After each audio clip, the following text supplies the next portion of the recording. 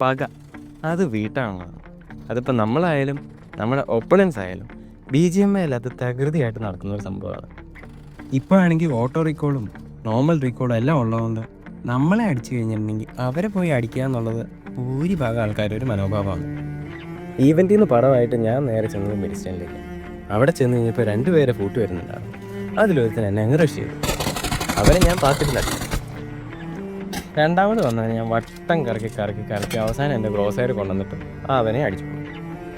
ഇതിൽ കോമഡി എന്താണെന്ന് വെച്ചിട്ടുണ്ടെങ്കിൽ ഇവന്മാരുടെ ഒരു ടീംമേറ്റ് മെഡിസ്റ്റൻ്റെ അടുത്തുള്ള ഏതോ ഒരു റീകോളിൽ നിന്നിട്ട് ഇവന്മാരെ റീകോൾ ചെയ്ത് വിടും.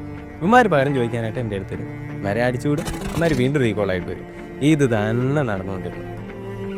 ഇതിൻ്റെ അകത്ത് ഇവന്മാരെല്ലാവരും കോമൺ ആയിട്ട് ചെയ്തുകൊണ്ടിരുന്നൊരു മിസ്റ്റേക്ക് എനിമീനെ അണ്ടർ എസ്റ്റിമേറ്റ് ചെയ്ത് കയറി ചെന്നടിക്കുക.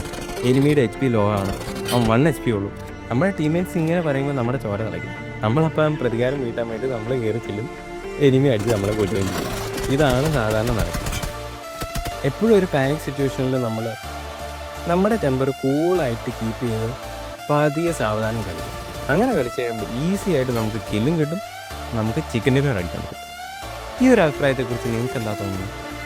കമൻറ്റിൽ നിങ്ങളുടെ അഭിപ്രായങ്ങൾ രേഖപ്പെടുത്തുക.